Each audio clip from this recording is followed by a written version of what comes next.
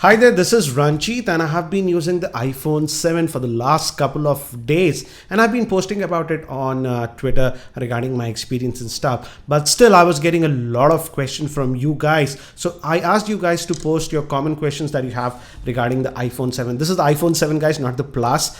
So I got a lot of questions. So I have taken down 18 of the most common questions that I was getting regarding the iPhone 7. And I hope that I'll be able to answer those common questions in this video. So let's get on with the same.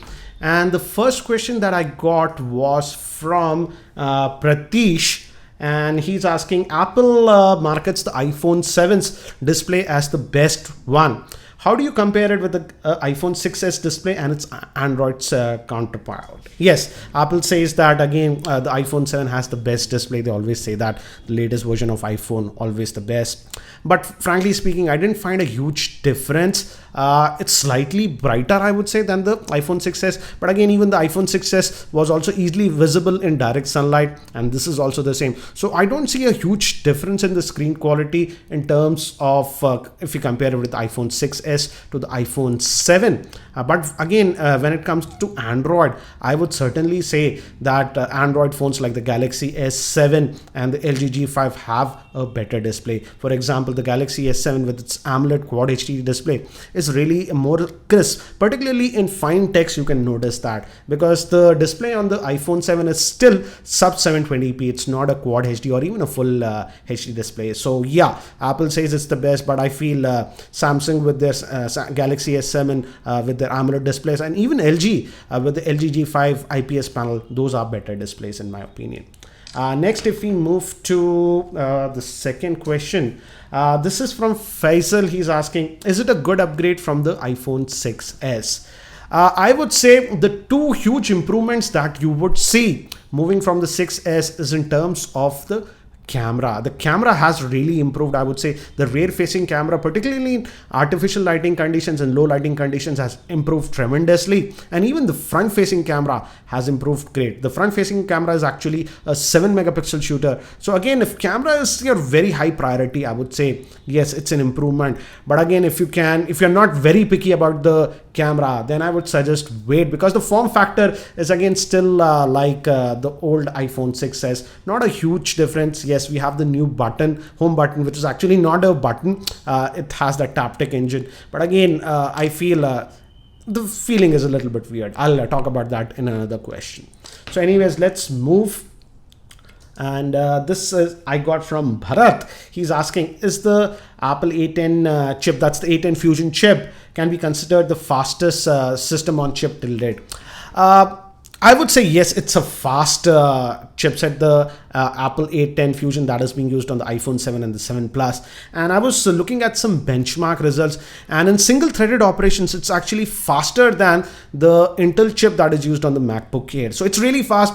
I wouldn't say the iPhone 6s was slow when I used it, and that's the same case with the iPhone 7. I didn't notice any lag or whatever, but I generally browse some websites in the desktop mode, and yes, I could notice that they loaded a lot quicker on the iPhone 7. So yes, definitely the A10 Fusion chip is the chip to go. But again, even the iPhone 6s, I didn't notice any lagginess like that. That's the same case with the iPhone 7. But again, if you just go by the benchmarks, yes, the A10 Fusion chip, especially in single-threaded operations, is really fast. And now the A10 Fusion chip is actually a quad-core chip that is being used on the iPhone 7 and the 7 Plus.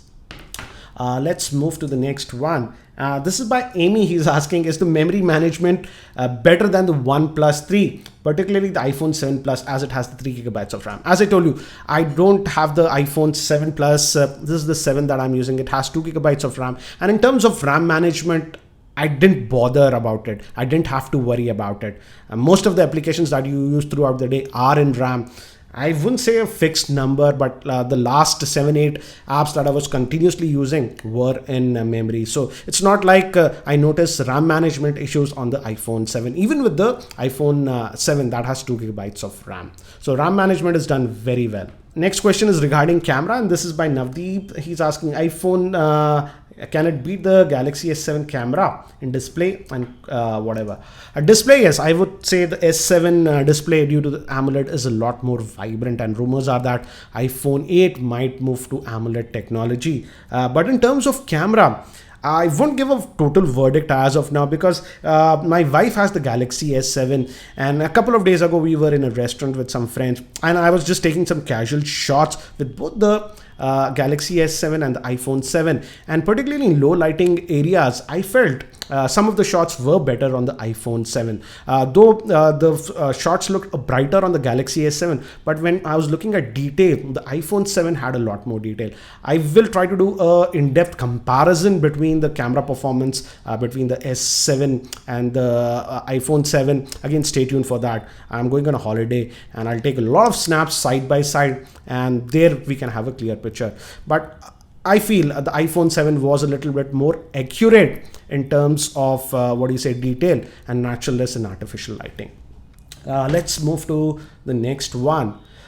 This is by Virag. He's asking, how's the speaker on the iPhone 7? Will it compare with the Vibe X3? The Vibe X3 actually had dual front firing speakers and stereo speakers. So in terms of stereo separation, the Vibe X3 had good stereo separation, and it also has that Dolby Atmos. So it gives that virtual surround experience that you get on the Vibe X3. Again, the good thing is that on the iPhone 7 also it's stereo speakers, but the implementation is a little bit different. One of the main speakers is here on the side, and the second speaker is here on the earpiece.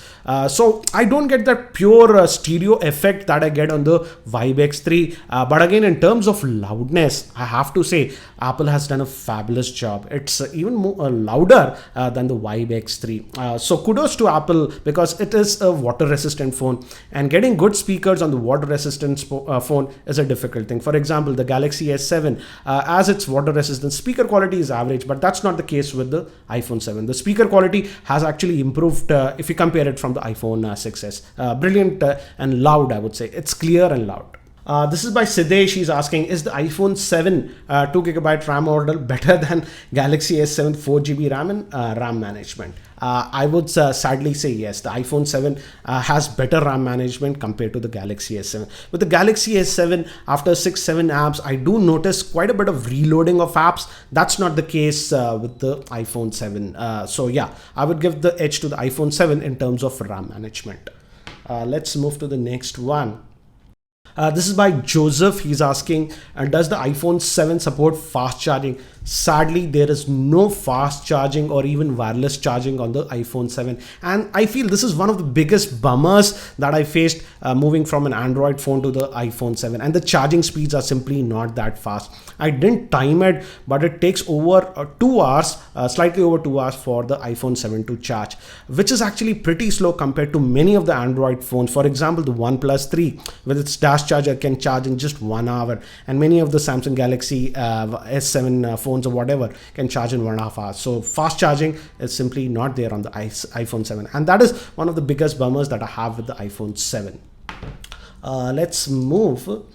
This is by Jagdish. He's asking, is the camera comparable to the S7 camera, and what's the screen on time for the iPhone 7? Regarding the camera, as I told you, I have to do a lot more comparison. I feel in low lighting, the iPhone 7 has more definition, but again, I will try to, by hopefully in the next week or so, next 10 days, I'll try to post a dedicated video where I compare the camera sample shots with the S7 and the iPhone.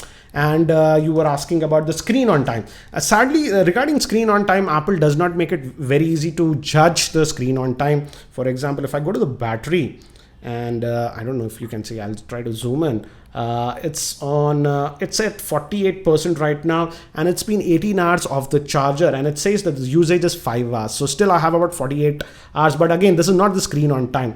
I would say roughly the screen on time, it's difficult to calculate because you have to total up everything. Apple makes it a hell of a job to get the SOT values.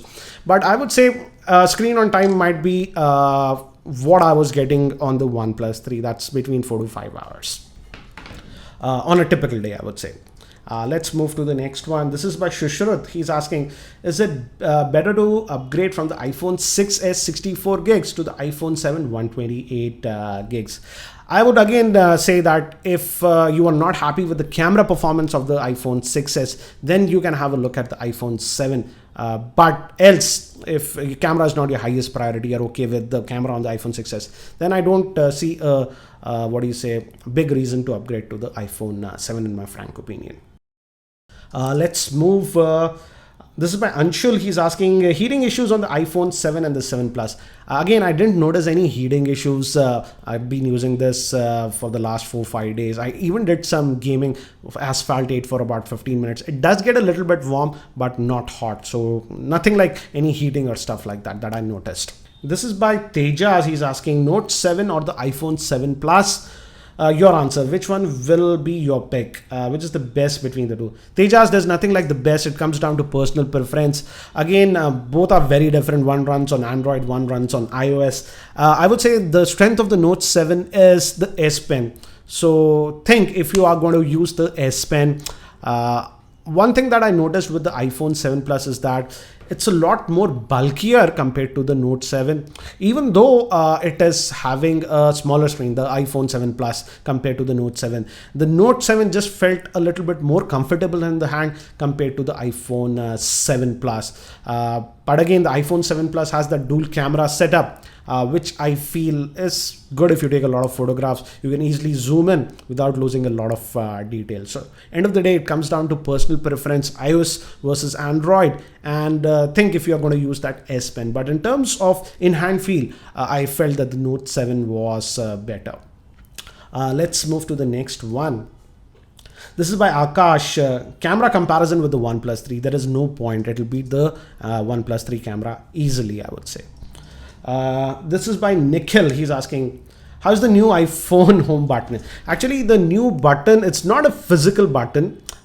It's a capacitive layer. When the phone is switched on, you have that Taptic engine. You can actually set the sensitivity of the home button. And the fingerprint scanner is also embedded and it's fairly fast.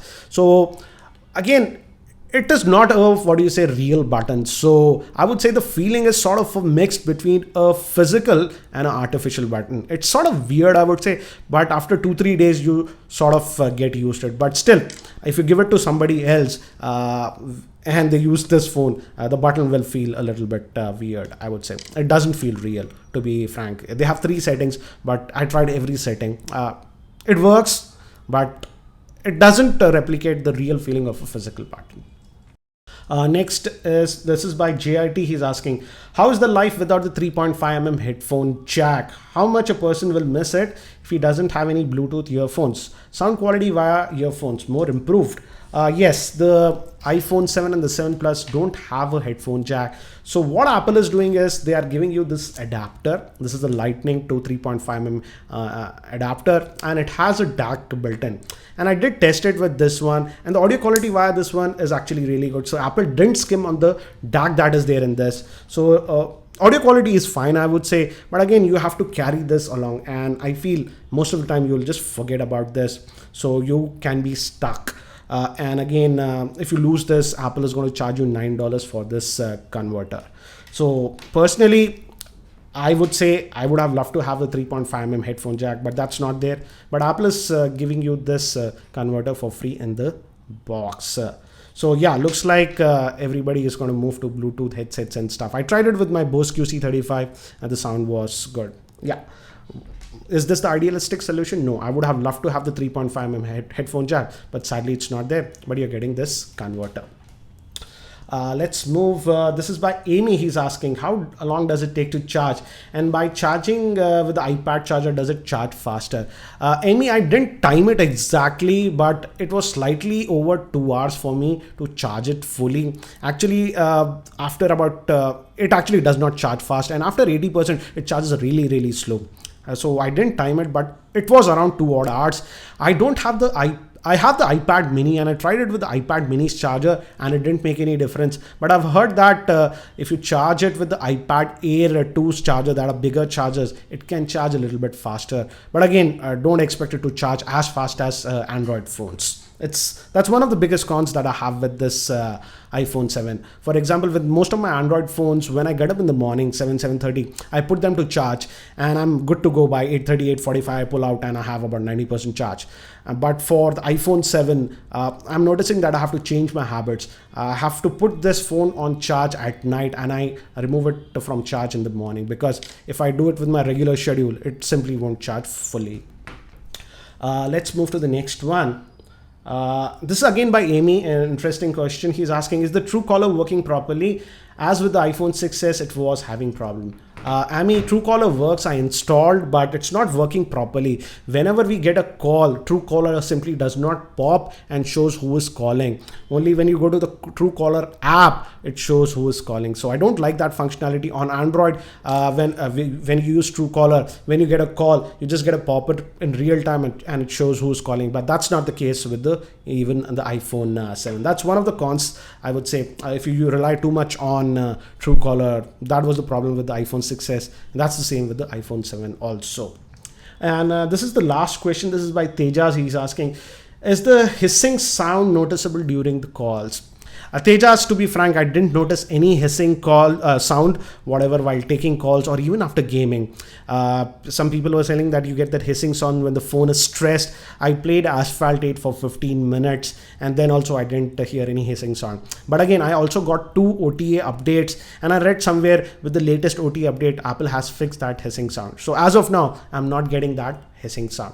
So these were 18 of the common questions that I was getting on the iPhone 7. Again, stay tuned to my channel. I'll be posting a lot more videos on the iPhone 7 and also an in-depth review in the next couple of weeks. So again, guys, I hope this video was helpful. And if you're not subscribed to my YouTube channel, hit that subscribe button. Thanks for watching. This is Ranjit and I hope to see you in my next video.